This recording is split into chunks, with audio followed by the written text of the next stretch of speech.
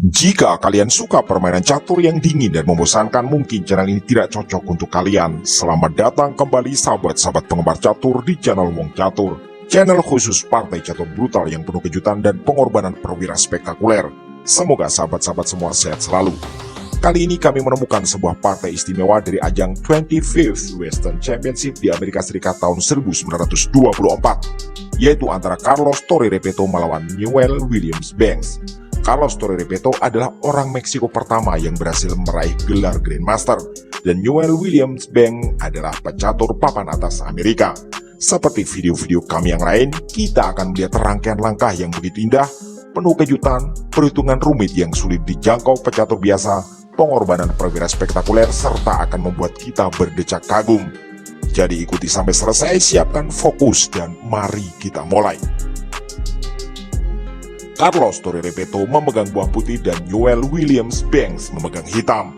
Permainan dimulai dengan pion D4 dan hitam menjawab pengembangan kuda F6. Repeto juga mengembangkan kuda ke petak F3 dan jawaban hitam adalah pion D6. Ini adalah formasi Indian Game Tartakower Defense. Putih mengembangkan kuda satunya ke petak C3 dan hitam meluncurkan gajah petak terang ke F5. Repeto lanjut gajah ke G5 dan hitam melompatkan kuda ke E4 berbalik menyerang gajah sambil menawarkan pertukaran. Carlos Torre Repeto menerima tawaran kuda kali kuda. Tentu saja Newell Williams Banks memukul kembali dengan menggunakan gajah. Putih lalu memundurkan kuda ke petak D2. Hitam juga memundurkan gajahnya ke petak G6. Permainan berlanjut dengan pion E4 dan pion F6 menyerang gajah. Gajah putih terusir dan mundur ke petak E3. Newell Williams Banks memajukan pion ke E6. Putih meluncurkan gajah satunya ke petak D3 sekaligus mempersiapkan rokade bagi rajanya. Jawaban hitam adalah gajah ke E7. Repeto mengirim menterinya ke petak G4 dan dia punya dua pilihan sisi rokade.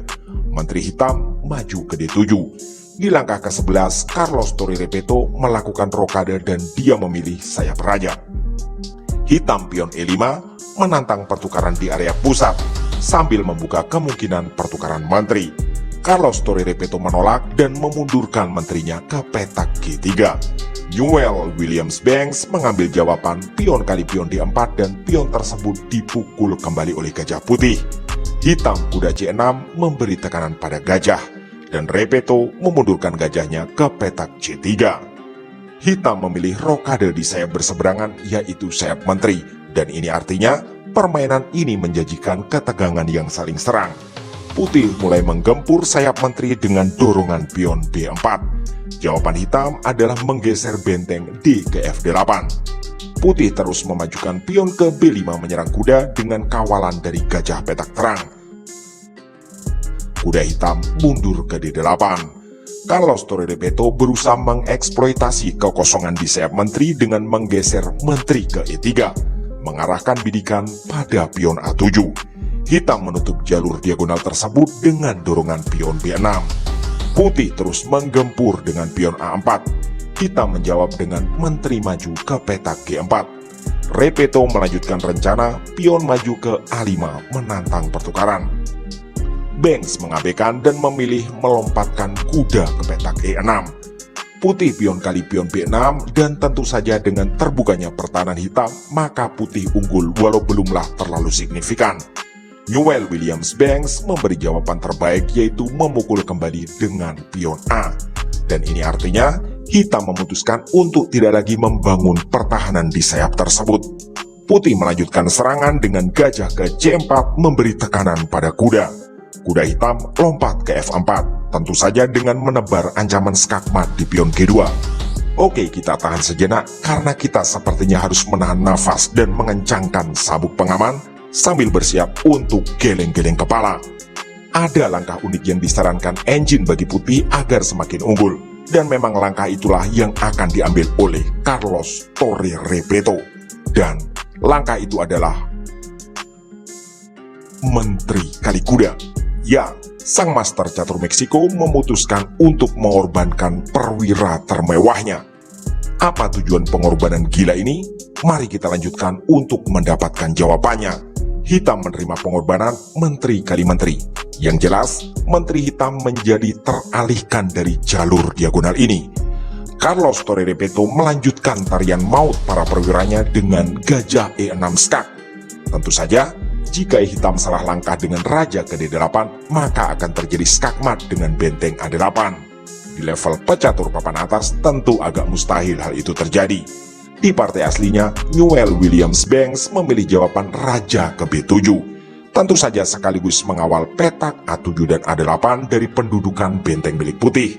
Repeto lanjut dengan gajah D5 skak. Hitam menutup skak dengan pion C6. Putih tentu lanjut dengan gajah kali pion skak. Banks memberi jawaban terbaik untuk memperpanjang nafas dengan raja mundur ke petak C8. Barulah Carlos Torre Repeto meluncurkan benteng A8 skak. Tak ada pilihan bagi raja hitam kecuali maju ke petak C7. Putih meneruskan gempuran dengan benteng A7 skak. Raja putih mundur ke C8. Carlos Torre Repeto lalu pion G3 menyerang menteri.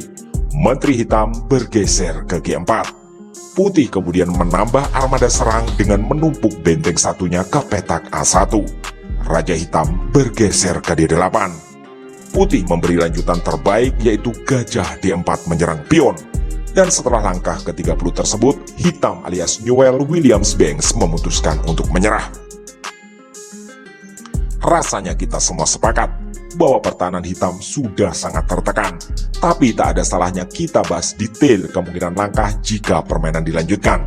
Di titik ini, langkah terbaik hitam adalah hanya untuk memperpanjang nafas, yaitu menteri mengorbankan diri dengan memukul pion G3 atau melakukan skak di petak D1. Tentu saja putih benteng kali menteri. Hitam hanya bisa mengambil langkah random semisal pion D5. Putih lanjut gajah kali pion B6 skak. Raja hitam hanya bisa ke C8 dan di sanalah dia menemui ajal. Karena langkah pamungkas dari putih tentu adalah benteng A8 dan itu adalah skakmat. Benar-benar bangunan serangan indah dari Carlos Torre Repeto yang sempat melakukan pengorbanan menteri secara spektakuler di langkah ke-22 ketika permainan masih jauh dari kata usai. Jika sahabat-sahabat ingin diskusi tentang kemungkinan langkah tertentu, kami mohon untuk menyertakan pula angka menit dan detik, agar kami tidak gagal paham serta bisa berusaha menjawab dengan baik. Demikianlah video singkat kali ini, semoga sahabat-sahabat semua puas. Dan semoga pula bisa menjadi inspirasi dan referensi bagi kita semua. Kami atas nama segenap kru channel Wong Catur memohon dukungan like, komen, share, subscribe, dan doa agar channel ini selalu belajar dan makin berkembang. Terima kasih telah menyimak, mohon maaf atas kesalahan kata dan sampai jumpa di video catur berikutnya.